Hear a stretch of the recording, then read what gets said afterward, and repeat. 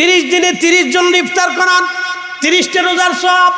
যদি 200 লোকের ইফতার করান, 200 রোজার সওয়াব। যদি 500 লোকের ইফতার করান, 500 রোজার সওয়াব। যদি 10,000 লোকের ইফতার করান, 10,000 রোজার সওয়াব। এই উম্মতের জন্য আল্লাহ এই মর্যাদা দিয়েছেন, অন্য কোন উম্মতকে আল্লাহ এই মর্যাদা দেন নাই। একবার জোরে বলবেন কি মারহাবা। অন্য কোন উম্মতকে আল্লাহ এই মর্যাদা দেন নাই, এই উম্মতকে আল্লাহ এই মর্যাদা দিয়েছেন। আপনি 1000 লোককে যদি ইফতার করান, 1000 রোজার সওয়াব হবে। এই রমজান হচ্ছে নেকের মৌসুম। এই মাহে রমজান হলো নেকের মৌসুম। আপনারা এই যে পাশে আপনাদের হাওর আছে, সামনে বর্ষাকাল আসবে, প্রচুর পরিমাণে পানি হবে। তো বর্ষাকালটা হলো পানির মৌসুম, শীতকাল হলো সবজির মৌসুম, গ্রীষ্মকাল ফলের মৌসুম, আর মাহে রমজান হলো নেকের মৌসুম। মাহে রমজান নেকের মৌসুম, মাহে রমজান নেকের মৌসুম। যদি আপনার জীবনে মাহে রমজান আসে, আজকে থেকে নিয়ত করেন, রব্বি এই মাহে রমজান আমি হালায় হালায় ছাড়ব না। অনেকের ফরজ নামাজ কাজা হয়ে গেছে, হয় নাই ভাই? মান কাতালা নাফসান বিগাইরি নাফসিন আও ফাসাদিন ফিল আরদি ফাকান্নামা কাতালান নাস জামিআ। আমার রব বললেন, একজন নিরপরাধ মানুষকে তুমি যদি মেরে ফেলে দাও, তামাম পৃথিবীর মানুষ মারলে যে অপরাধ একজন নিরপরাধ মানুষ মেরে ফেললে একই অপরাধ। মানুষ হত্যা করা বড় কঠিন গুনাহ, এর চেয়ে বড় গুনাহ পৃথিবীতে নাই, এর থেকে বড় অপরাধ আর দুনিয়াতে নাই। মানুষ মেরে ফেলে দেওয়া এর অপরাধ আর দুনিয়াতে নাই। বিনা কারণে আপনি একটা পিঁপড়া পর্যন্ত মারতে পারবেন না, বিনা কারণে আপনি একটা গাছের পাতা পর্যন্ত ছিঁড়তে পারবেন না। ইসলাম আপনার এটা শিখাই নাই। এজন্য অলিরা সেরা, অলিদের কাছেই ইসলাম নিরাপদ।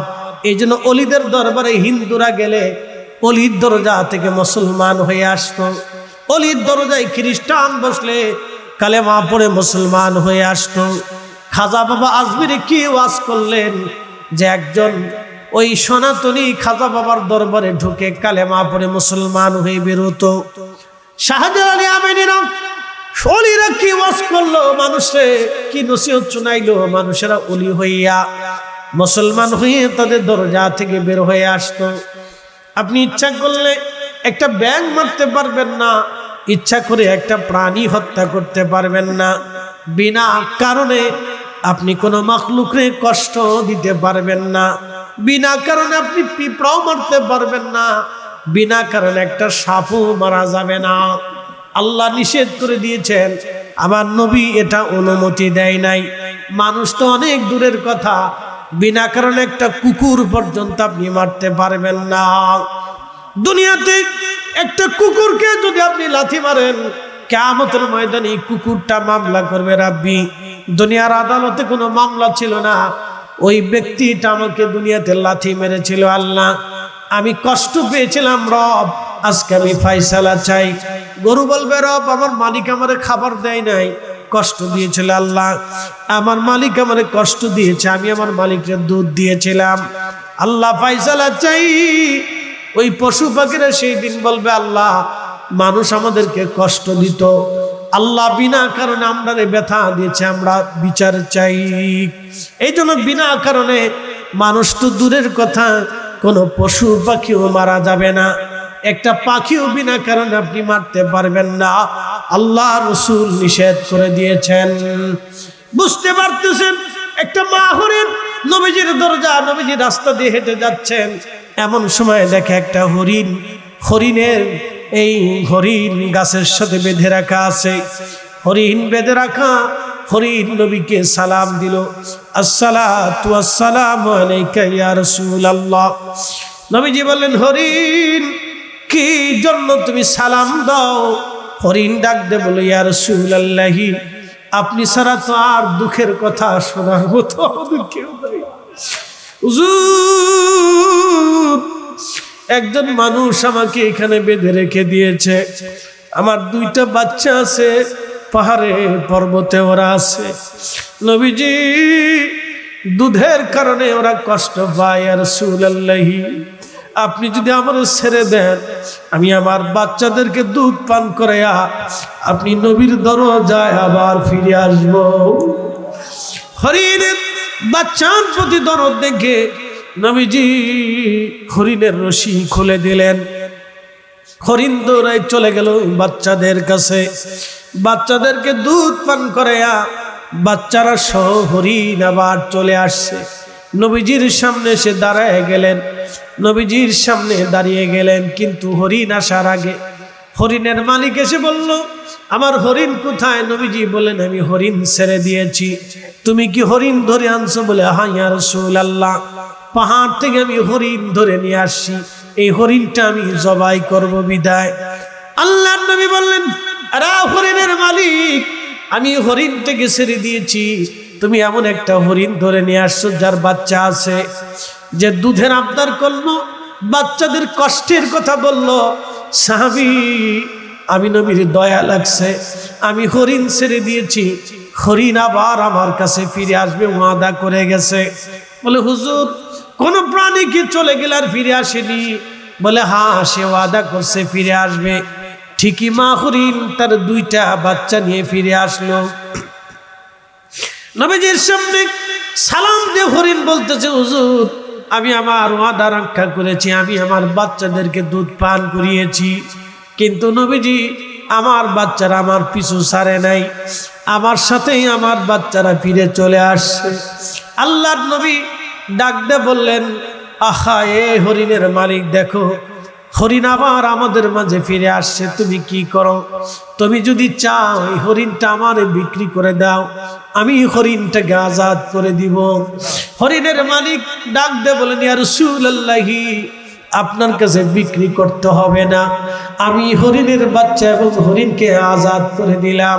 আল্লাহর নবী বলেন, হরিণ তুমি চলে যাও, তোমার বাচ্চা নিয়ে তুমি জঙ্গলে চলে যাও, তোমাকে স্বাধীন করে দিলাম।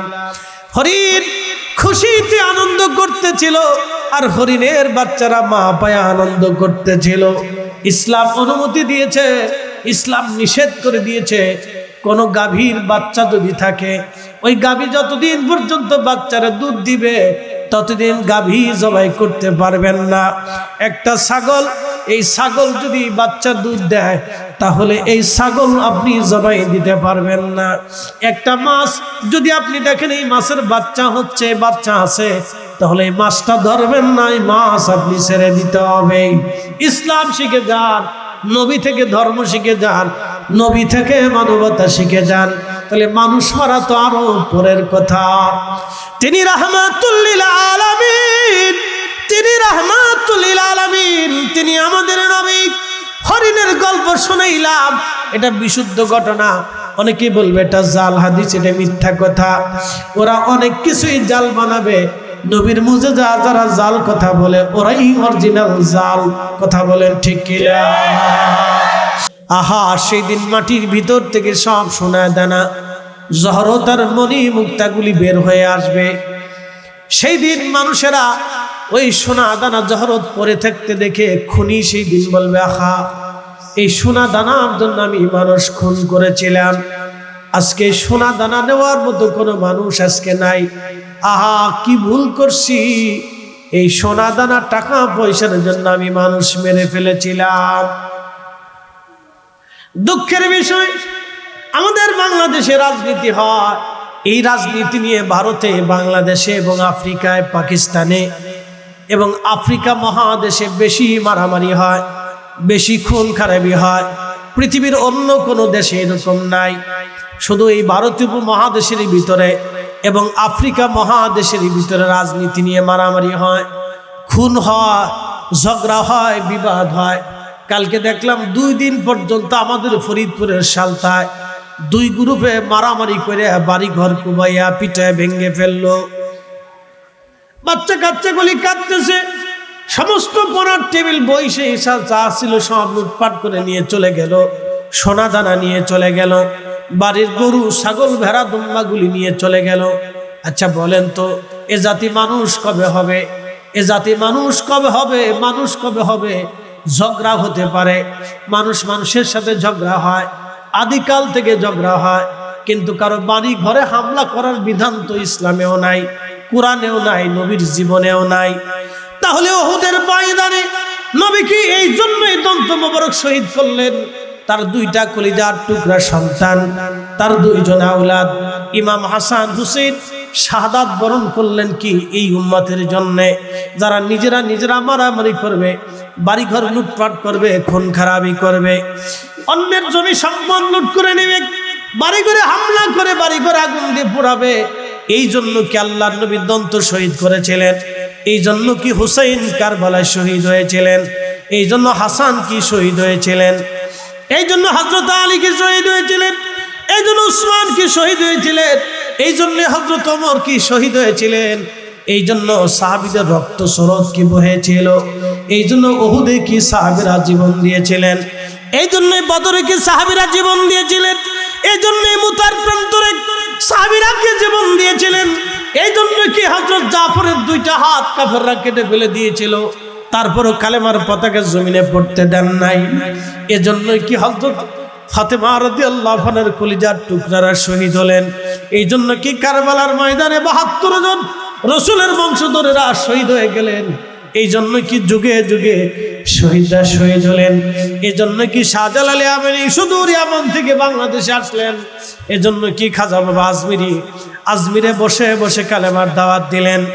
এই জন্যই কি মুজাদ্দিদ আল ফিসানি সিরহিন্দি সম্রাট আকবর এবং সম্রাট জাহাঙ্গীরের সামনে দাঁড়ায়া শির উঁচু করে সেই দিন বক্তব্য দিয়েছিলেন? এই জন্য কি শেখ আব্দুল হক মুহাদ্দিস দেহলভি সৌদি আরব থেকে জাহাজ ভরে ভরে হাদিসের কিতাব এনে জমিনে হাদিসের শিক্ষা দিলেন? এজন্যই কি যুগে যুগে ওলিরা দেশে এসেছিলেন? এজন্যই কি যুগে যুগে ওলিরা দেশে এসেছিলেন? আমি মালদ্বীপ গিয়েছিলাম, মাত্র একজন আল্লাহর ওলির বদৌলতে সারা দেশের মানুষ কালেমা পড়ল। ইব্রাহিম ইস্কান্দারি রহমাতুল্লাহ আলাইহি তার মাজার জিয়ারত করেছি। সরকার সুন্দর করে মাজার নির্মাণ করে সেটাকে একবারে সুন্দর করে পরিচ্ছন্ন করে রেখে দিয়েছে। সুদূর মালাক্কা সাগরের ভিতরে হুজুর মহিউদ্দিন আব্দুল কাদের জিলানী আল গিলানী আল হাসানী আল হুসাইনী রাহিমাহুল্লাহর কলিজার টুকরা সন্তান শাইখ সুলতানুল আরিফিন ইসমাইল বগদাদি আল হাসানী রহমাতুল্লাহ আলাইহির মাজার জিয়ারত করে আসছি। সেই সাগরের ভিতরে পবিত্র মাজারকে সংরক্ষণ করে মালয়েশিয়ান সরকার কত সুন্দর করে নিরাপত্তার ব্যবস্থা করলেন। জাইরিন যারা যায়, জিয়ারত করার জন্য যারা যায়, তাদের খাবারের ব্যবস্থা করলেন এবং পানির ব্যবস্থা করলেন এবং তাদের নিরাপত্তার ব্যবস্থা করলেন, সব ব্যবস্থা করে দিলেন। মুসলমান, এজন্যই যুগে যুগে ওলিরা সারা পৃথিবীতে কালেমার দাওয়াত দেন নাই যে উম্মত নিজেরা মারামারি করবে, খুন খারাপি করবে। শুধু মারামারি না, মারামারি করে বাড়ি ঘর আক্রমণ করবে, বাড়ি ঘর লুট করবে, জমি জমা টাকা পয়সা নিয়ে যাবে এবং থালা বাসন কাপড় চোপড় পর্যন্ত নিয়ে যাবে, বাড়ি ঘরে আগুন দিবে। এই জন্য তো এই উম্মতকে আল্লাহ, এই জন্য সাহাবীরা এই জন্য শহীদ হন নাই, এজন্যই সাহাবীরা শহীদ হন নাই। কিয়ামতের ময়দানে খুনির আফসোস করবে, আহা রব্বুল আলামিন, দুনিয়ার ভিতরে কি ভুল করেছিলাম আমি, কি ভুল আমি করেছিলাম আল্লাহ, এই সম্পদের জন্য আমি মানুষ খুন করেছিলাম, কি ভুল আমি করলাম, এই সম্পদ এখন পড়ে আছে, কেউ ধরার মতো আর কেউ নাই। সেই দিন চোর আফসোস করবে, রব্বি কি ভুল আমি করলাম আল্লাহ, এই সম্পদের জন্য আমি অন্যের সম্পদ চুরি করেছিলাম আল্লাহ, আজকে এই সম্পদ নেওয়ার মতো কেউ নাই, আহা কি ভুল করলাম। সেই দিন বাবা মার অবাধ্য সন্তান, যেই সন্তান পিতামাতার খেদমত করে না, সেই সন্তান সেই দিন কিয়ামতের ময়দানে আফসোস করবে, আল্লাহ কি ভুল আমি করেছিলাম, দুনিয়ার এই সম্পদের জন্য, দুনিয়ার মোহে পড়ে আমি আমার বাবা মার অবাধ্য হয়েছিলাম আল্লাহ, বাবা মার হক আমি আদায় করি নাই, রব্বুল আলামিন কি ভুল করলাম। সেদিন মানুষ আফসোস করবে, পাপী যারা সেদিন আফসোস করবে, কাফের যারা তারা আফসোস করবে, আহা দুনিয়াতে দুনিয়ার চাকচিক্য দেখে আমি আমার রবকে দুনিয়ার মধ্যে ভুলেছিলাম, আমি প্রতিমার সামনে মাথা নত করেছিলাম, আমি পাহাড়ের সামনে মাথা নত করেছিলাম, আমি পাথরের সামনে মাথা নত করেছিলাম, আমি সূর্যের সামনে মাথা নত করেছিলাম, আমি আগুনের সামনে মাথা নত করেছিলাম, আমি ক্রুশের সামনে মাথা নত করেছিলাম, আমি বৌদ্ধ ভিক্ষু, আমি বৌদ্ধের মূর্তি বানাইয়া আমি তার সামনে মাথা নত করেছিলাম। আহা, দুনিয়াতে কি ভুল আমি করলাম, কি অন্যায় আমি করলাম, দুনিয়ার চাকচিক্য পাইয়া আমি ভুলে গেলাম। সেই দিন তারা আফসোস করতে থাকবে, আফসোস আফসোস করতে থাকবে। ওয়া আখরাজাতিল আরদু আসকালাহা ওয়া ক্বালাল ইনসানু মা লাহা। সেই দিন মানুষেরা বলবে জমিনের হলো কি, কি হলো পৃথিবীর, এইভাবে কেন এই পৃথিবী কাঁপতেছে, হলো কি, হলো কি, দুনিয়ার হলো কি। সেই দিন মানুষেরা এইভাবে বলতে থাকবে, আহা দুনিয়ার হলো কি, হলো কি। এইভাবে মানুষ সেই দিন আফসোস করতে থাকবে। আল্লাহ রাসূল বলতেছেন, আমার উম্মত কঠিন মেহশরের মাঠে, আহা কঠিন এই পরিস্থিতিতে কত বছর পার হবে কেউ জানে না। সাহাবীরা আতঙ্কগ্রস্ত হয়ে গেলেন, ইয়া রাসূলুল্লাহ তাহলে তো হাসরের মাঠ অত্যন্ত ভয়ানক হবে, তা আমাদের উপায় কি? নবীজি আশ্বাস দিয়ে বললেন, সাহাবীরা রে তোমরা ভয় নিও না, আমার মুমিন উম্মত যারা তাদের জন্য হাসরের মাঠ হবে মাত্র ফরজ সালাতের সময়। ধরেন এশার নামাজ 4 রাকাত, 2 রাকাত সুন্নত পড়েছেন এবং 4 রাকাত ফরজের নামাজ পড়েছেন, 3 রাকাত বেতরের নামাজ পড়েছেন, এই হলো মোট 9 রাকাত। 9 রাকাত নামাজ পড়তে যত সময় লাগে একজন মুমিনের হাসরের ময়দান হবে তত সময়। একবার জোরে বলা যাবে কি ইয়া রাসূলুল্লাহ? না না হয় না, আরো জোরে বলেন আল্লাহু আকবার। নবী আমার ডাকতে বলেন, উম্মত রে ভয় পাইও না, আমার উম্মত মুমিন যদি হয়, আমার উম্মত যদি মুমিন হয় তার হাসরের ময়দান হবে ফরজ রাকাত নামাজ পড়তে, ফরজ নামাজ পড়তে যত সময় হয় আমার একজন মুমিন উম্মতের সময়টা হাসর এত সময় হবে। শুধু আল্লাহ বললেন, ওয়া ইদাল কুবুরু বুসিরাত, কবর থেকে উদ্বেলিত আমি সোজাসুজি দৌড়ে আল্লাহর সামনে চলে যাবে। আমার নবীজি তারে টান দিয়ে হাউজে কাউসারের পানি পান করাইয়া আরশে মুআল্লার নিচে আল্লাহর নবী তারে বসায় দিবে। সেই দিন এদের চেহারা দেখে, এদের সৌন্দর্য দেখে, নূরের মিম্বরে, নূরের চেহারা, নূরের প্রাসাদে, নূরের চেহারা, নূরের টুপি পরিয়া তারা আরশে মুআল্লার নিচে বসে থাকবে। নবীরা বলবে, আল্লাহ এরা কারা এত সম্মানিত? শহীদরা বলবে, আল্লাহ এরা কারা এদের মাথার উপরে নূরের টুপি? আল্লাহ এরা কারা দুনিয়া আল্লাহ এর নূরের পোশাক পরিয়ে নূরের মিম্বরে তাদেরকে আরোহণ করাইয়া রাখছো? আল্লাহ এই মহা সম্মানের অধিকারী হাসরের ময়দানে এরা কারা? আল্লাহ ডাক দিবে, নবীরা আর শহীদরা এরা হলো ওই ব্যক্তি যারা দুনিয়াতে একজন আর একজনকে আমি আল্লাহর জন্য ভালোবেসেছিল, আমি আল্লাহর জন্য মহব্বত করত। এরপরে নবী তেলাওয়াত করলেন, সুম্মা তালা আলা ইন্না আউলিয়া আল্লাহি লা খাউফুন আলাইহিম ওয়া লা হুম ইয়াহজানুন। সেই দিন নবী তেলাওয়াত করে ডাক দিলেন, আমার উম্মত তারা হলো সেই ব্যক্তি যারা দুনিয়াতে ওলি ওলি ওলি ওলি। মারহাবা কল। আরে ওলির মর্যাদা যদি হাসরের ময়দানে এমন হয় তাহলে আমার রাসূলের মর্যাদা কত আপনি এবার বুঝে নেন। আমি আগে বলেছি এই উম্মত নিজের মর্যাদা বুঝে নাই, নিজের মর্যাদা বুঝে নাই। সবার হাসরের ময়দান হবে বিরাট কঠিন, কিন্তু এই উম্মতের মুমিন যারা তাদের হাসরের ময়দান হবে মাত্র ফরজ রাকাত। ফরজের একটা ওয়াক্ত নামাজ পড়তে যত সময় লাগে একজন মুমিন হাসরের ময়দানে তার তত সময় লাগবে। সে চোখের পলকে হাসরের ময়দান পার হয়ে যাবে। শুধু আল্লাহ তারে ডাক দিবে, কবর থেকে উঠাবে, হাসরের ময়দানে হাজির করবে, নবীজি তাকে নিয়ে হাউজে কাউসারের পানি পান করাবে। সাহাবীরা বলেন, হুজুর হাসরের ময়দানে কোটি কোটি মানুষের ভিড়ে আপনার উম্মত আপনি কেমনে চিনবেন? নবীজি ডাক দিয়ে বললেন, সাহাবীরা রে কিয়ামতের ময়দানে আমার উম্মতের শরীরে নূর চমকাবে। নূর চমকাবে, সে অজু করবে, 5 ওয়াক্ত নামাজ পড়বে, নামাজ পড়ার আগে অজু করবে। অজুর সময় এই নূরের মুখের এখানে যেখানে অজুর চিহ্নগুলি, অজু যতটুকু জায়গা অজু করা হয় এই জায়গাগুলি নূর চমকাইতে থাকবে। তার হাতে নূর চমকাবে, চেহারায় নূর চমকাবে, পায়ে নূর চমকাইতে থাকবে, অজুর জায়গাগুলি নূর চমকাইতে থাকবে। আর কোন উম্মতকে এই মর্যাদা আল্লাহ দেবে না, কোন উম্মতকে এই মর্যাদা আল্লাহ দিবে না। কারো চেহারায় নূর চমকাবে না, শুধু এই উম্মতের চেহারায় নূর চমকাবে 5 ওয়াক্ত নামাজের কারণে, অজুর কারণে এই উম্মতের নূর চমকাইতে থাকবে। নবী বলেন ওই নূর দেখে আমি আমার উম্মতদেরকে টেনে টেনে নিয়ে হাউজে কাউসারের পানি পান করাইয়া আমি আমার উম্মতকে নিয়ে একসাথে জান্নাতে চলে যাব। একটা জবান বন্ধ থাকবে না, বলেন আল্লাহু আকবার। এখন প্রশ্ন, উম্মত হওয়া লাগবে, কি কথা বলেন ঠিক কিনা? উম্মত হতে হবে, উম্মত হতে হবে, উম্মত হতে হবে, উম্মত হতে হবে। ভাই খুব মনোযোগ দিয়ে কথাগুলি শোনেন। নবীজি বললেন আমি আমার উম্মত নিয়ে জান্নাতে চলে যাব। হাসরের ময়দান আমার উম্মতের জন্য কঠিন হবে না, কারণ 1 ওয়াক্ত নামাজ পড়তে যত সময় লাগে হাসরের ময়দানে আমার উম্মতের তত সময় নেব। এত সময়ের ভিতরে আমার উম্মত হাসরের ময়দান শেষ হয়ে যাবে।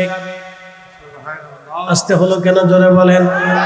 না আরো জোরে বলেন। এই উম্মত হাসরের ময়দানে 1 ওয়াক্ত নামাজের পরিমাণ যদি উম্মত মুমিন হয়, এই উম্মত কামেল হয়, নবীজি বললেন আল্লাহ আয়াত নাজিল করে দিয়ে আমাদেরকে জানাইলেন আমার ওলি যারা, তাদের কোনো ভয় নাই, তারা চিন্তিত হবে না, তারা ভয়ে পাবে না।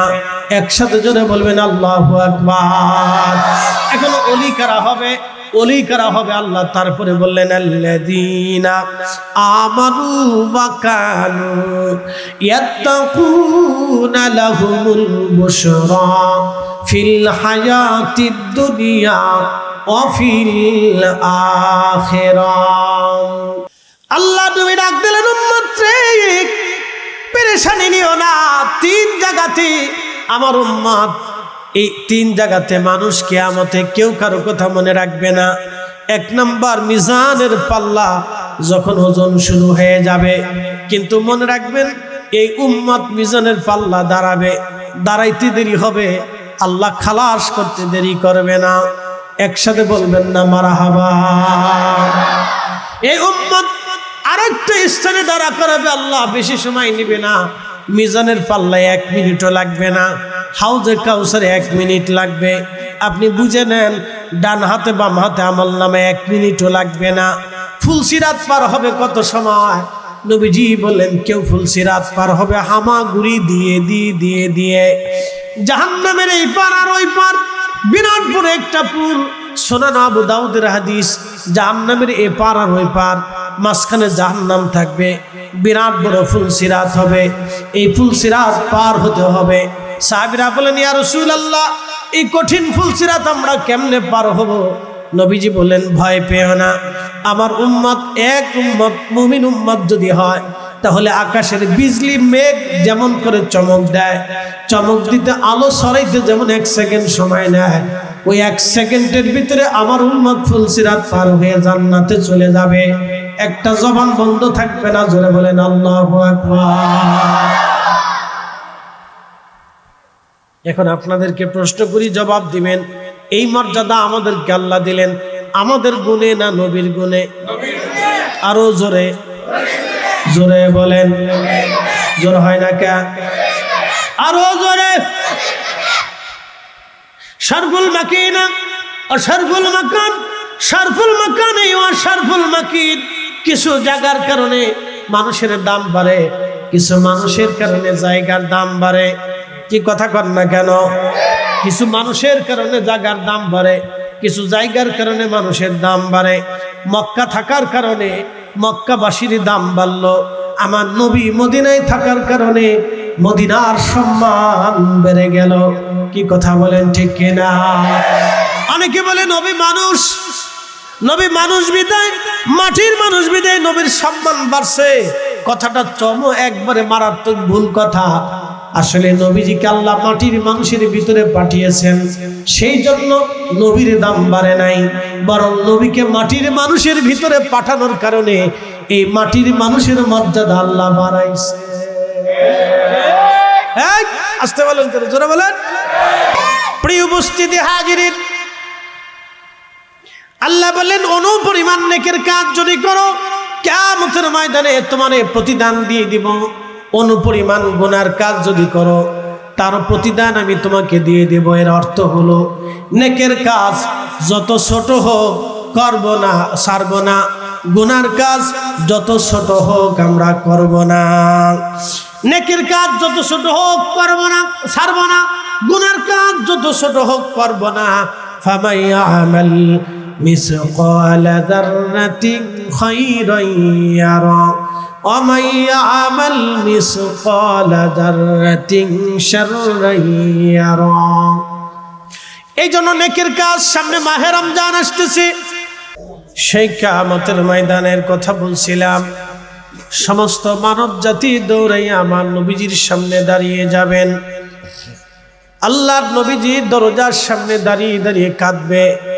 নবীজি বলেন, কাঁদো কেন? বলি, ইয়া রাসূলুল্লাহ, কিয়ামতের ময়দান কায়েম হয়ে গেছে। প্যারা রাসূল, আজকের এই ময়দান অত্যন্ত কষ্টকর। তারুজুল মালাইকাতু ওয়ার রূহু ইলাইহি ফি ইয়াউমিন কানা মিকদারুহু 50,000 সানা। দুনিয়ার এক এক সেকেন্ড করে 60 সেকেন্ড হলে একটা মিনিট হয়, এক একটা মিনিট করে 60টা মিনিট হলে একটা ঘন্টা হয়, এক একটা ঘন্টা করে 24টা ঘন্টা পার হলে একটা দিন এবং রাত হয়।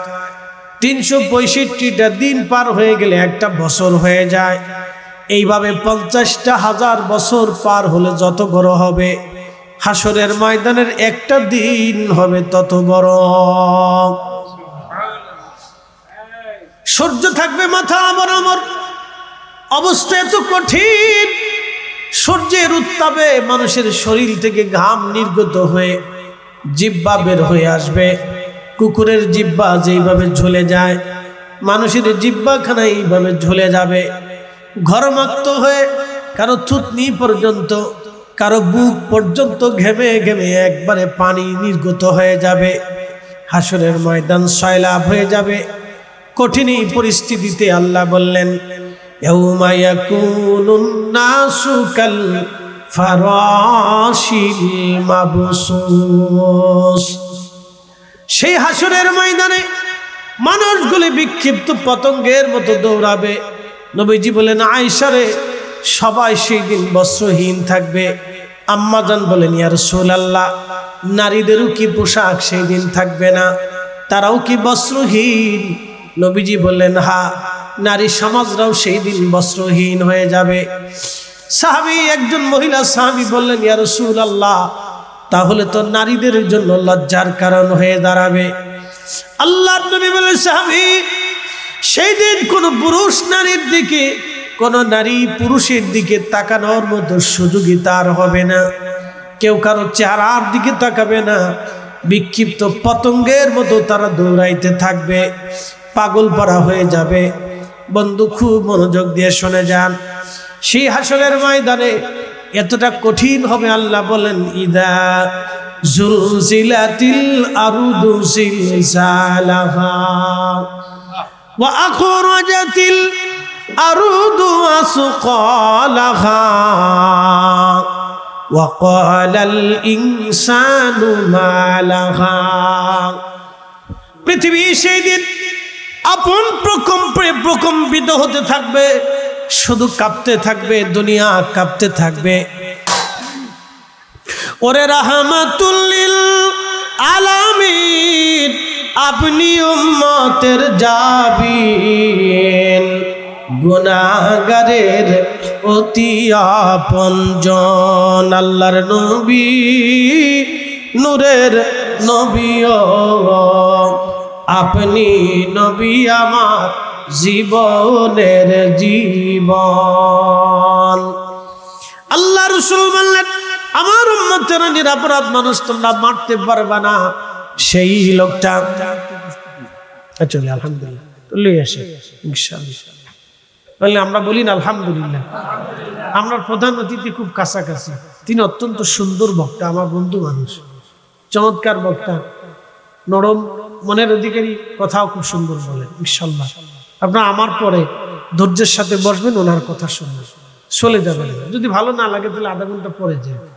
বক্তা উঠে গেলে অনেক মানুষ উঠে, এটা কিন্তু ওই পরবর্তী বক্তার মানসিকভাবে সে আঘাতগ্রস্ত হয়, বুঝছেন? সেটা আমার ক্ষেত্রেও কার্যকর। তখন এই বক্তার কাছে খুব খারাপ লাগে। আপনারা যদি উঠে চলে যাবেন, আপনার বসবেন, যদি ভালো না লাগে তাহলে আস্তে আস্তে পরে আধা ঘন্টা পরে 20 মিনিট পরে আপনারা আস্তে আস্তে উঠে যাবেন, সেটা অনুমতি দিলাম। কিন্তু হঠাৎ করে উঠে গেলে তখন বক্তার কষ্ট হবে। আমি মূল আলোচনার দিকে ফিরে যাই। উনি আসলেই আমি ছেড়ে দেব, আর উনি যদি আসে তাহলে ওনাকে স্টেজে নিয়ে আসবেন দয়া করে, আমার সময়ের স্বল্পতা। কারণ আমি কিন্তু অলরেডি 10টা থেকে প্লাস হয়ে গেছি, 10:30 হয়ে যাবে, আমার আর একটা প্রোগ্রাম আছে। 10টা পর্যন্ত সময় দেওয়ার কথা। তারপরে ওই যে বাবাজি এক পাগল লোক, এই পাগল নিয়ে আসি জ্বালা। সারা দেশে কিছু পাগল আছে, পাগল পাগল নিয়ে একটা যন্ত্রণার বিক্রি করছি। আমারও যে স্যাপদার সাইডে ধরছে, কিন্তু ডেট দিতেই হবে, নাকি ঝামেলা আছে। আমি ওনার অ্যাটিটিউড দিকে আমি চিন্তা করছি যে এই পাগলের ডেট দিতে হবে, বিপদ আছে। তো খুব মনোযোগ দেন। যে কথা বলছিলাম, তাহলে আমরা কোনো মানুষ হত্যা করবো না, কোনো মানুষ মারবো না। এই জন্য অনেকে সুন্নিদেরকে দুর্বল মনে করে। কথা ঠিক আছে কিনা? যে সুন্নিরা পীর মাশায়েখরা তো লড়াচড়া দেয় না। আচ্ছা বলেন তো, সুন্নিরা যদি ইচ্ছা করে তাহলে ঢাকা থেকে এই সিলেটের রাস্তা বন্ধ করিয়া রাখতে কত সময়ের দরকার? বাংলাদেশ সরকার পারবে সুন্নিদেরকে তারে রাস্তা খুলে দিতে? হ্যাঁ, সিলেট পর্যন্ত এই একবারে ঢাকা থেকে যদি শুরু হয়, পারবে? জীবনও পারবে না। বাংলাদেশের সরকারের পুলিশের সেনাবাহিনীর এত শক্তি হয় নাই যে এত কোটি মানুষ সরাই দিয়ে রাস্তা খুলে দিবে, এত শক্তি। কিন্তু আমরা শান্তিতে বিশ্বাসী। কথা ঠিক আছে কিনা? আমরা চাই না আমাদের কারণে কোনো রোগীর কষ্ট হয়। আমরা পীর মাশায়েখরা কোনোদিন আমরা শিখাই নাই যে তোমার কারণে একজন অসুস্থ কষ্ট হবে, তোমার কারণে এক বেমারির কষ্ট হবে, তোমার কারণে এক এতিমের কষ্ট হবে, দুস্থের কষ্ট হবে। এটা আমরা শিখাই নাই। কোনটা? ওটা পুরাটাই গেছে। তো খুব মনোযোগ দেন, আমার দিকে তাকা। তো এই বনি ইসরাইলের বান্দা 99টা খুন করার পরে তার অন্তরে তওবা আসছে। সে চিন্তা করতেছে, আরে আমি কত ভুল করছি, আল্লাহকে আমার মাফ করবে। তো খুঁজতে খুঁজতে যায়, দেখে এক পাদ্রী, আমার মতো এক হুজুর। তো ডাক দিয়ে বলতেছে, হুজুর আমি জীবনে 99 জন নিরপরাধ মানুষ মারছি, চুরি ডাকাতি করছি, অন্যায় রাহাজানি করছি, আমার অনেক ভুল হয়ে গেছে, আমারে কি আল্লাহ মাফ করবো? মৌলবী করতেছে, বেড়া 99টা মানুষ মেরে তুই আল্লাহর কাছে মাফ চাস, যা, আল্লাহ তোরে মাফ করতো না। দিছে না ফতোয়া? এই জন্য ভুল ফতোয়া দিলে বিপদ আছে। কথা ঠিক আছে কিনা? মানুষরে শোনেন, এই হাদিস আল্লাহ রাসূল বলছে, সহিহ বুখারীর কিতাবুল মাগাজির ভিতরে আসছে, দুঃখিত কিতাবুল আম্বিয়াতে আসছে। কিতাবুল আম্বিয়াতে ঘটনা আসছে সহিহ বুখারীতে। কেন বলছেন নবীজি? নবী এই ঘটনাতে বুঝাইতেছে, তোমরা মানুষকে নিরুৎসাহিত করো না। এই যে বেদাত বেদাত কইয়া আপনি যে মিলাদুন নবীর এই জুলুস মিছিল বা এই আত্মতৃষ্টি, মানুষের অন্তরের যে মহব্বত আপনি বন্ধ করে দিতে চান, বন্ধ করলে সে আর কোনোদিনই মিলাদুন নবীর মাহফিল করবে না। না করলে তো শয়তানের লাভ। কথা ঠিক আছে নি? আপনি বেদাত ফতোয়া দিয়ে কবর জিয়ারত বন্ধ করে দিয়েছেন, ধরেন দিলেন, তো মানুষ এখন তো কবরের কাছে যাবে না। ভবিষ্যতে কত কবর আল্লাহর আফসোস করবে, আরে তোরা আমরা জন্য দোয়া করিস না। মানুষের যে আত্মতৃপ্তি আছে এটা নষ্ট হয়ে যাবে। এই জন্য আল্লাহ রাসূল দেখছেন, সেই সময় পাদ্রী বলল, তোরে আল্লাহ মাফ করবে না, যা। মান্দারে সে নিরুৎসাহিত করলো। যখনই নিরুৎসাহিত করছে তখনই ওই খুনি কয়, যেহেতু আল্লাহ মাফ করবে না, তাহলে আর তোমারও সাইডে দিয়ে লাভ নেই, আজকে তোমারও খাইছি। এইটা কইয়া এই পাদ্রীরও ফিরে মারছে। তাহলে খুন কত হইলো? 100 খুন হওয়ার পরে সে আবার অন্তরে তওবা চায়, রে কি ভুল করলাম আমি। এই ভুলের চিন্তা নিয়ে আল্লাহর বান্দা আবার সে দৌড়াইয়া এক কারিয়াতে চলে গেল গ্রামে। যায় দেখে একজন বুজুর্গ আল্লাহর ইবাদতে রত আছে। সালাম দিয়া বলেন, হে আল্লাহর বান্দা, হে বুজুর্গ, আমি 100 জন নিরপরাধ মানুষ মেরে ফেলেছি, লাস্টে একজন আলেমকেও হত্যা করেছি, আল্লাহর ওলি আল্লাহকে আমারে মাফ করবেনি। তখন আল্লাহর ওলি বসাইলেন, শান্তশিষ্টভাবে বসায় বলেন, ও আল্লাহর বান্দা, তুমি যত গুনাহ করো না কেন আল্লাহ তার রহমতের দরজা খোলা রেখে দিছে। জোরে বলেন আল্লাহু আকবার। এলমে বাতেন নাহি যারো হাসরে এসে অন্ধ হয়। শোনেন, এলমে তাসাউফ যদি কারো না থাকে তাহলে হাসরের ময়দানে বেটা অন্ধ হয়ে থাকবে। এজন্য ওলিদের কাছে যাইতে হয়। মারহাবা কোন? হ্যাঁ না, আর জোরে বলেন না মারহাবা। এজন্য কাদের কাছে যাইতে হয়? ওলিদের কাছে। এই বুজুর্গ বসাইয়া তারে বসাই বলতেছে, ও আল্লাহর বান্দা, তোমার ভয় নাই, খোদার রহমতের দরজা খোলা আছে, তুমি তওবা করো। জোরে, হ্যাঁ আরো জোরে জোরে জোরে।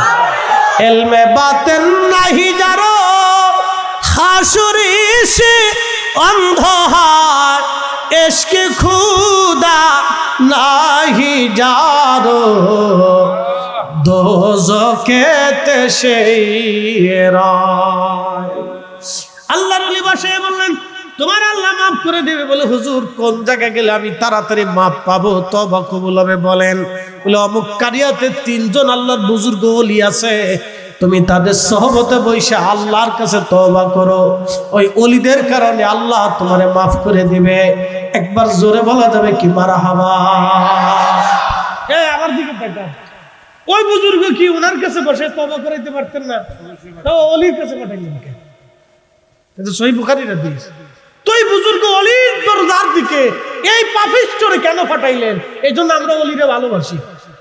আপনি মাজার ফুজারি আর বেদাতি সেদাতি যা সাথে কর, দিন ভরে ল্যাংটা হয়েও যদি ফালান, তা আমরা ওলি ছাড়তাম না।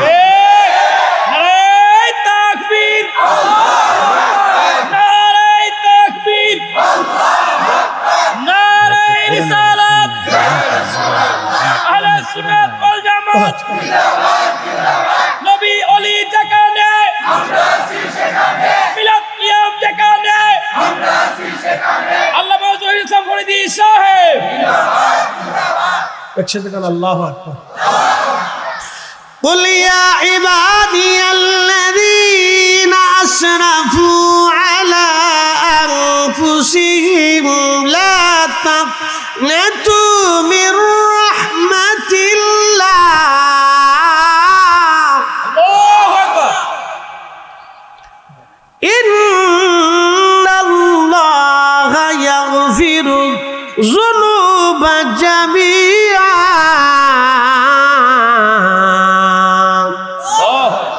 সব গুনাহ মাফ। একসাথে বলেন, সব গুনাহ মাফ, সব গুনাহ মাফ।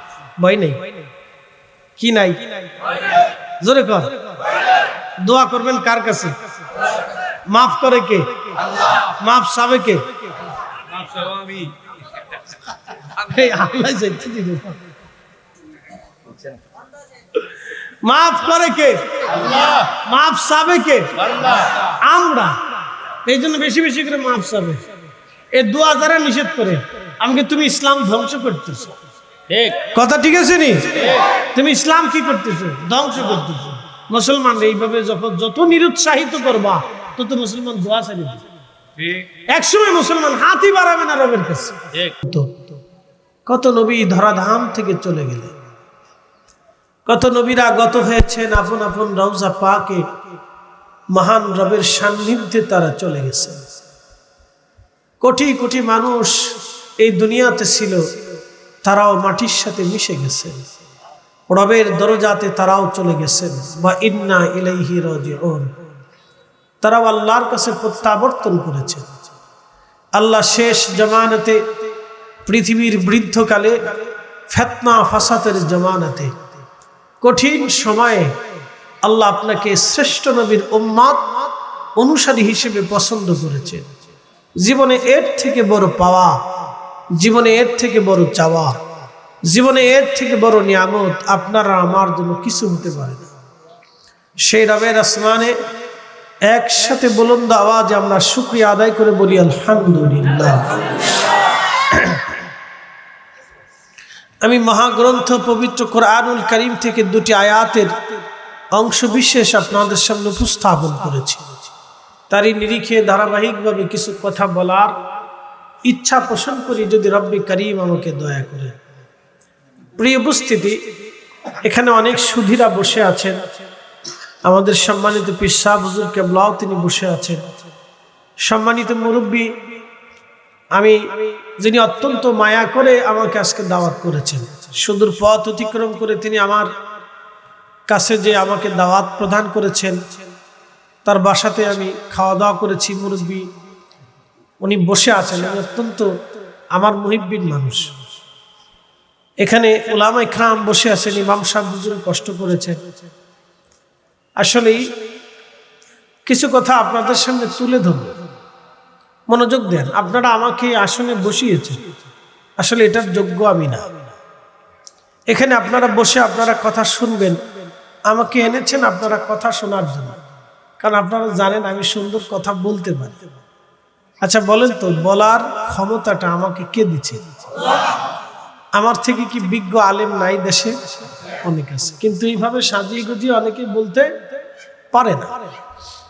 আমার এক উস্তাদ ছিলেন, 40 বছর বুখারী শরীফ পড়াইছে, বরিশাল বাড়িছে। উস্তাদ যে ইন্তেকাল করেছেন, খুব প্রবীণ একজন আলেম ছিলেন। কোনোদিন ওনাকে দেখিনি ওনার জুব্বাটা আয়রন করে পড়তে। আমি একদিন বললাম, উস্তাদ জি আপনি যদি চান তো আমি আপনার জুব্বাটা আমাকে কাপড় চোপড় দেন, আমি একটু ধুয়ে দোকান থেকে আয়রন করে একটু লেভেল করে নিয়ে আসি। আমাকে উত্তর দিলেন, বেটা কতদিন আর দুনিয়াতে বাঁচবো, এত ঢকপদের আর কিছু নেই। ওনারা দেখলে মনে হতো না উনি এত বড় মুহাদ্দিস। ওনার সামনে বড় বড় আলেমরাও হাদিস পড়তে খুব ডরাইতেন যদি কোথাও ভুল হয়ে যায়। তো খুব বুজুর্গ আলেম ছিলেন। একদিন আমাকে বললেন, বেটারে তুমি এই সুন্দর সুন্দর কথা কেমনে বলতে পারো? তাই বললাম, উস্তাদ জি আল্লাহ আমার দিছেন মানুষের কথা শোনানোর জন্য, আর আপনাদেরকে আল্লাহ দিছেন আমরা হাদিস শিখানোর জন্য। আপনার কাজ একটা, আমার কাজ আর একটা। তো সবাই সাজিয়ে বলতে পারে না, আমাকে সাজিয়ে বলতে পারি বিধায় আপনারা আমাকে দাওয়াত করছেন। এখন যেহেতু দাওয়াত করছেন, সেহেতু আমি আপনাদের মেহমান, আপনারা হচ্ছেন মেজবান। তো মেজবানদের কাজ হচ্ছে মেহমানকে যথোপযুক্ত তাকে সম্মান করা, তার অসুবিধা সুবিধাগুলি দেখা, এটা হচ্ছে আপনাদের দায়িত্ব। আর যেহেতু মেহমান হিসেবে আপনারা আমাকে দাওয়াত করছেন, আমার দায়িত্ব হচ্ছে আপনাদেরকে কিছু কথা শোনাইয়া বুঝাইয়া আপনাদের অন্তরে যেন সন্তুষ্টি আমি দিতে পারি এবং আপনাদেরকে বুঝাইতে পারি, সেই সর্বাত্মক চেষ্টা আমাকে করা। তো খুব মনোযোগ দেন। এই যে এখানে আমরা জোরে বসে আছি, অনেক মানুষ এখানে বসে আছে। বাংলাদেশে 18 কোটি মানুষ আছে। কেউ শিক্ষিত, অশিক্ষিত, প্রক্টর, ডক্টর, অধ্যাপক, অধ্যক্ষ, প্রিন্সিপাল, মুতামিম, শাইখুল হাদিস, মুফতি, মুফাসসির, ইমাম, খতিব, বড় বড় উলামা ইকরাম আছেন, সুধী সমাজ আছে, রাজনীতি ব্যক্তিত্ব আছেন, অর্থনীতিবিদ আছেন, অনেক ব্যবসায়িক আছেন, শিল্পপতি আছেন, সমাজপতি আছেন। আমার দিকে তাকান। আচ্ছা বলেন তো, কিয়ামতের ময়দানে আমাদের সবার শরীরে কি পোশাক থাকবে? পোশাক থাকবে না। এখানে আমরা যারা আছি আমাদের কারো শরীরে পোশাক থাকবে না। হ্যাঁ, চেয়ারগুলি আগে বসলে ভালো, পিছন দিয়ে রাস্তা দিয়ে ভালো, সুন্দর। আমাদের কারো শরীরেই পোশাক থাকবে না, আমাদের পায়ে জুতাও থাকবে না, কোনো পোশাকও নাই, জুতাও নাই। আমরা একবারে আল্লাহর সামনে দাঁড়িয়েছি। তাও কিভাবে জানেন? এখন তো মুসলমানদের খাতনা করানো হয়, কিয়ামতের ময়দানে খাতনাবিহীন উঠবে, সে সময় খাতনা করাও থাকবে না। খাতনাবিহীন কিয়ামতের ময়দানে প্রত্যেকটা পুরুষ আল্লাহর সামনে দাঁড়াবে, শরীরে কোনো পোশাক নেই। আচ্ছা আপনাদেরকে বলি, খুব মনোযোগ দিবেন। হাসরের ময়দানে আমরা দাঁড়াইলাম, আমাদের শরীরে কোনো পোশাক নাই, জুতা নাই, খাতনা করা নাই, আমরা আল্লাহর সামনে দাঁড়িয়েছি। তাহলে বলেন, কিয়ামতের ময়দানে দুনিয়ার এই সহজ সম্পদ দিয়ে, অর্থবিত্ত দিয়ে কিয়ামতের ময়দানে কোনো মূল্য আছে? নাই। আমরা যারা আল্লাহর সামনে দাঁড়াবো, মনোযোগ দেন, বর্তমান পৃথিবীতে একজন প্রেসিডেন্ট হচ্ছে ভ্লাদিমির পুতিন, রাশিয়ার প্রেসিডেন্ট, আর একজন চাইনিজ প্রেসিডেন্ট শি জিনপিং, আর একজন আমেরিকার প্রেসিডেন্ট ওই প্রেসিডেন্ট ট্রাম্প। মুসলিম মিল্লাতের ভিতরে অনেকগুলি রাষ্ট্র আছে, প্রায় 57টা রাষ্ট্র। এই 57 রাষ্ট্রকে যারা শেল্টার দেয়, প্রধান হচ্ছে সৌদির বাদশা। সে কিন্তু অনেক সম্মানিত, সারা পৃথিবীর মুসলিম দেশগুলির মধ্যে সে অত্যন্ত সম্মানিত। সৌদির বাদশা যদি কোনো দেশে যায়, কোনো মুসলিম দেশে গেলে ওই মুসলিম দেশটা তাকে সর্বোচ্চ প্রোটোকল দেওয়ার চেষ্টা করে। আচ্ছা বলেন তো, কিয়ামতের ময়দানে সৌদির বাদশার শরীরে কোনো পোশাক থাকবে? থাকবে না। যিনি হারামাইন শরীফাইনের ইমাম আছেন তারা অত্যন্ত সম্মানিত, শ্রদ্ধাশীল ব্যক্তিত্ব তারা। মুসলিম মিল্লাতের আলেমদের ভিতরে ওনাদেরকে সম্মান করা হয় আলাদাভাবে। হারামের ইমাম বিধায় ওনাদেরকে সর্বোচ্চ সম্মান করা হয়। তো হারামাইন শরীফাইনের কোনো ইমাম যদি বাংলাদেশে আসে, তাহলে বাংলাদেশ সরকারও তাকে সর্বোচ্চ প্রোটোকল দেওয়ার চেষ্টা করবে, কারণ তিনি হারামাইন শরীফাইনের ইমাম আসতেছেন, চারটিখানি কথা না। তো হারামের ইমামদেরকে কিয়ামতের ময়দানে কোনো পোশাক থাকবে ভাই? থাকবে না। একজনের পোশাক থাকবে, তিনি আমার আপনার নবী। একসাথে বলা যাবে আল্লাহু আকবার? না হয় না, আরেকটু জোরে, আরো জোরে। আপনাদেরকে আমি আরেকটু পরিষ্কার করে বুঝাই। এখানে আমরা যতগুলি মানুষ আছি, সমস্ত মানুষই ধরেন বস্ত্রহীন। একজন মানুষ পোশাকওয়ালা, খুব সম্মানের পোশাক, স্বর্ণখচিত, মণিমুক্তা দিয়ে, নূরের টুপি পরে, অথবা সর্বোচ্চ হীরার টুকরা যেটার নাম হচ্ছে কোহিনূর।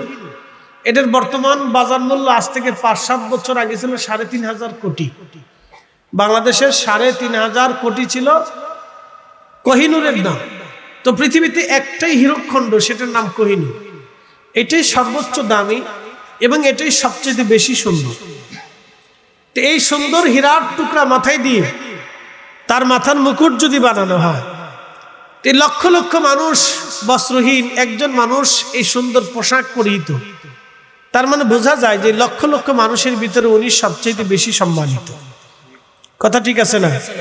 তো কিয়ামতের ময়দানে কোটি কোটি মানুষ আল্লাহর সামনে দাঁড়াবে, সবাই বস্ত্রহীন, কিন্তু একজনের সম্মানের দিকে তাকাইয়া, একজনের মহান ইজ্জতের দিকে তাকাইয়া, একজনকে আল্লাহ হাবিবুল্লাহ বানাইলেন, একজনকে আল্লাহ মহা ইজ্জতওয়ালা বানাইলেন, তাকে একবারে রওজা শরীফ থেকে সম্মানের পোশাক পরাইয়া, বেহেশতের পোশাক পরাইয়া, আর দামি জহরত মণিমুক্তার টুপি পরাইয়া, তার পিয়ারা রসুলকে 70,000 ফেরেশতা দেওয়াইয়া, মিছিল দেওয়াইয়া আল্লাহ তার দরজার সামনে নিয়ে আরশে আল্লাহর বাসে মাকামে মাহমুদের আসনে বসাইয়া আল্লাহ হাসরের ময়দানের কোটি কোটি মানুষকে দেখাবে, ইনি আমার মেহবুব, ইনি আমার রসুল, ইনি আমার বন্ধু।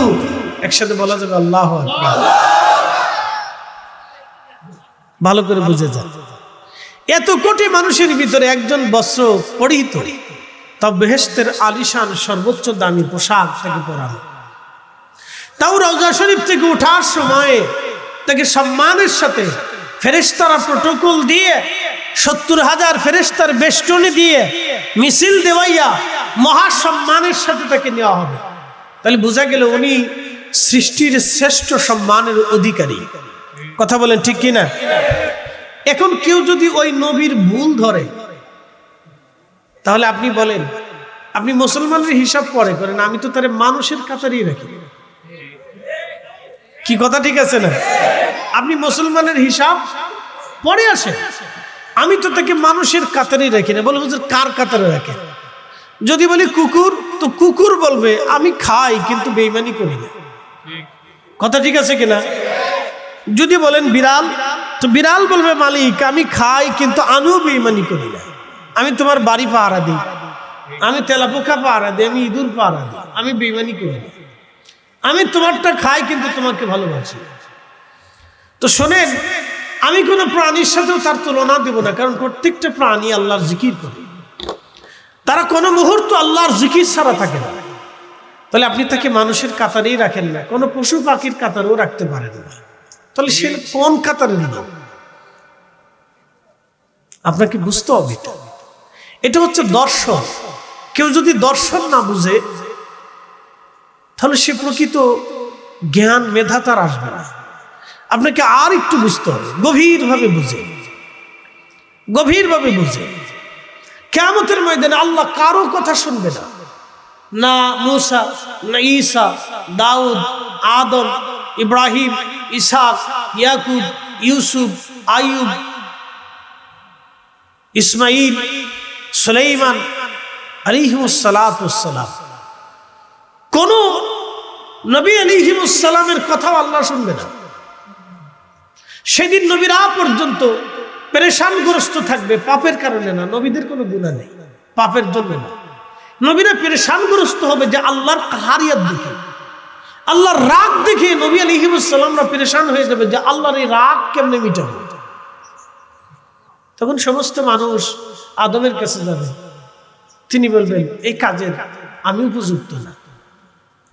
সবাই চলে যাবে দাউদের কাছে, তিনি বলবেন আমি এই কাজের উপযুক্ত না। চলে যাবেন সাইয়্যিদুনা ইব্রাহিম খলিলুল্লাহ, যারা আল্লাহ খলিল বানাইছে, তিনি বলবেন আমি এই কাজের উপযুক্ত না। সবাই বলবে আমি এই কাজের উপযুক্ত না, আল্লাহর কাহারিয়াত নিবারণ করার উপযুক্ত আমি না। সাইয়্যিদুনা ঈসা রুহুল্লাহর কাছে আসার পরে তিনি বলবেন তোমরা একটা কাজ করো, তোমরা সমস্ত হাসরবাসীরা একজনের দরজায় যেয়ে যদি দাঁড়াইতে পারো, আর তিনি যদি রাজি হয়ে যায়, আর তিনি যদি রব্বে কারীমের দরজার সামনে দাঁড়ায়, তাহলে আল্লাহ তার কথা ফেলবে না। বলে সে কে? বলে তিনি রাহমাতুল লিল আলামিন। আপনি সেই নবীর উম্মত, আপনি জানেন আপনি কত দামি। এই উম্মত নিজের দামি বুঝে, আল্লাহু আকবার, গরু চুরি করে। এই উম্মত নিজের মর্যাদাই বুঝে না। এই উম্মতের এত দাম আপনি জানেন আপনি কোন নবীর উম্মত, আপনি বুঝেন নাই।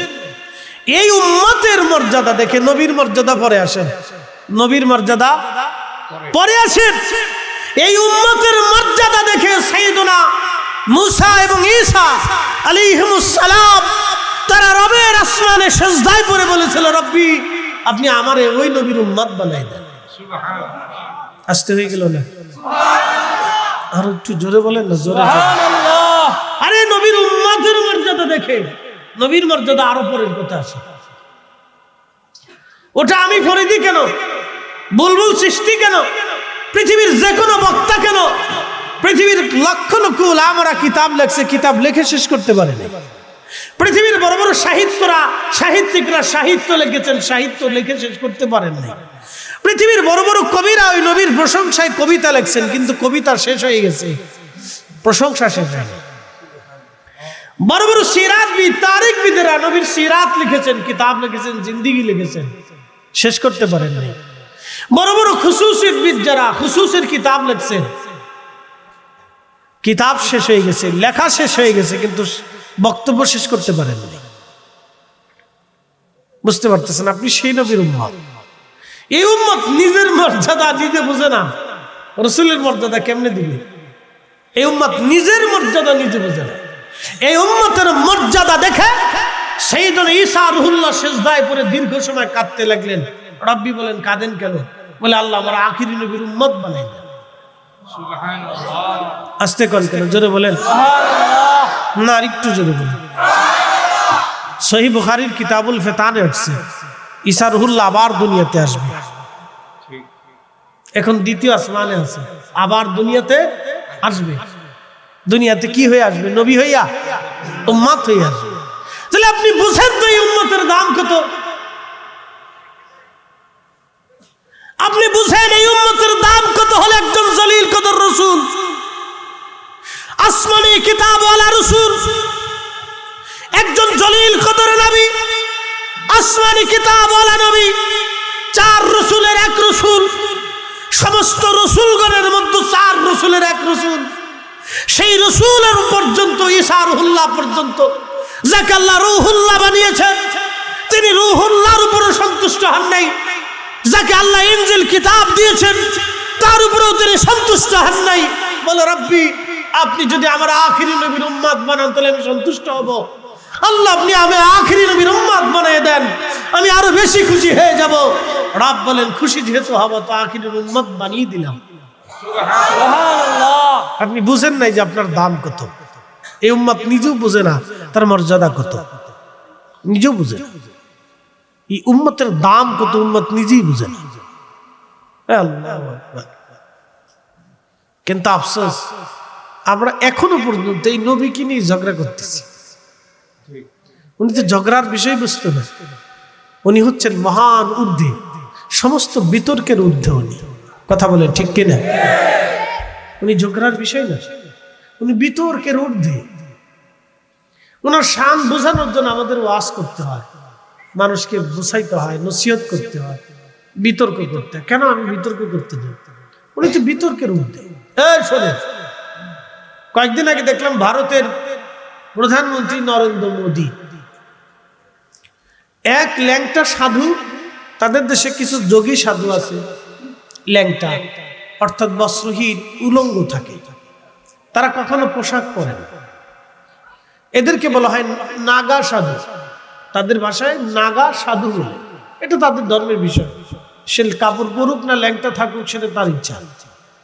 আমি মন্দও বলবো না, ভালো বলবো না, কারণ কারো ধর্ম নিয়ে কটাক্ষ করাটা ইসলামে হুকুম নাই।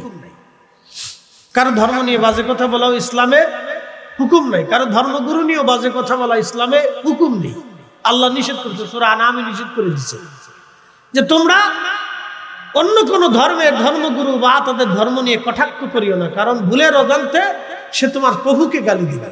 ঠিকই আপনি যদি এখন রাম সীতা নিয়ে বাজে কথা বলেন তাহলে হিন্দু আপনার নবীকে গালি দিবেন।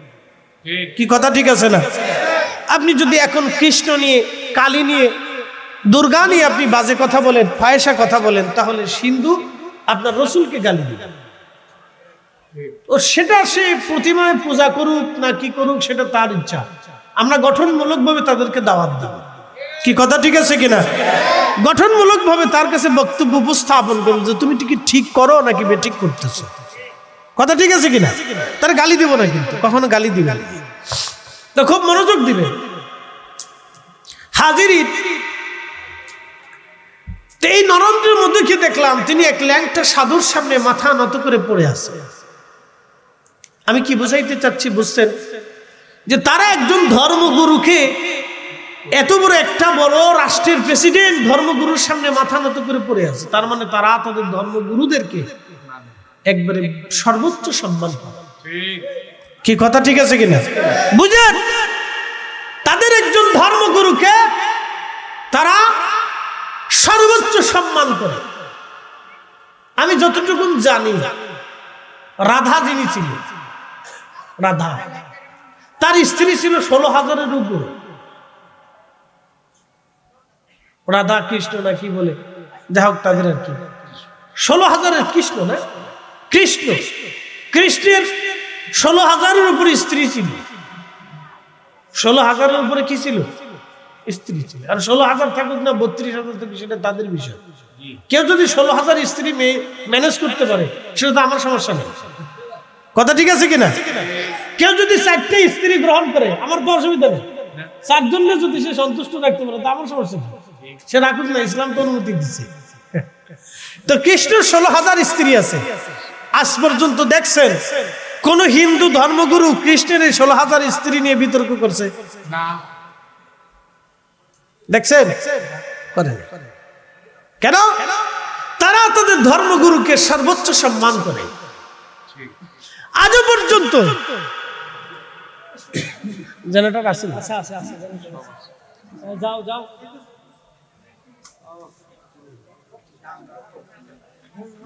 জেনারেটর আছে? জি জানাইলি গরম গরম ভাও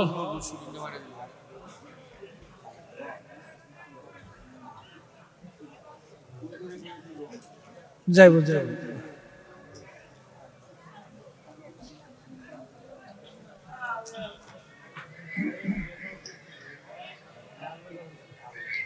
না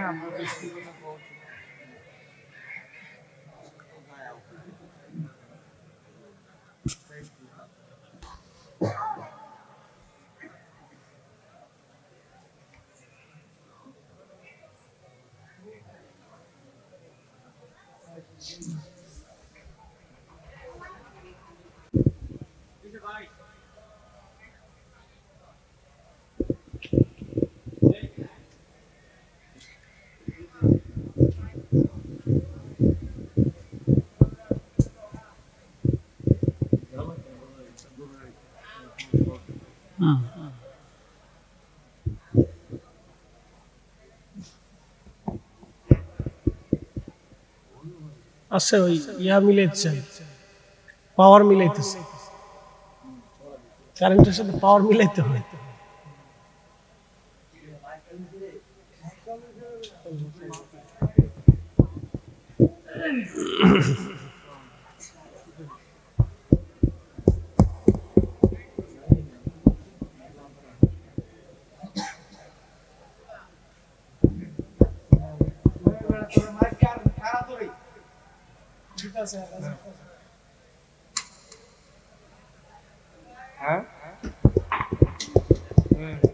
আমরা বলি আলহামদুলিল্লাহ, দৃশ্যে বলি আল্লাহুম্মা সাল্লি আলা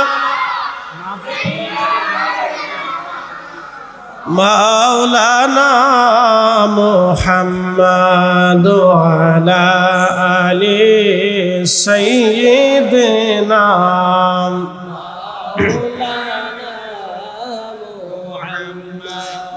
তুমি আল্লাহর প্যারা হাবিব,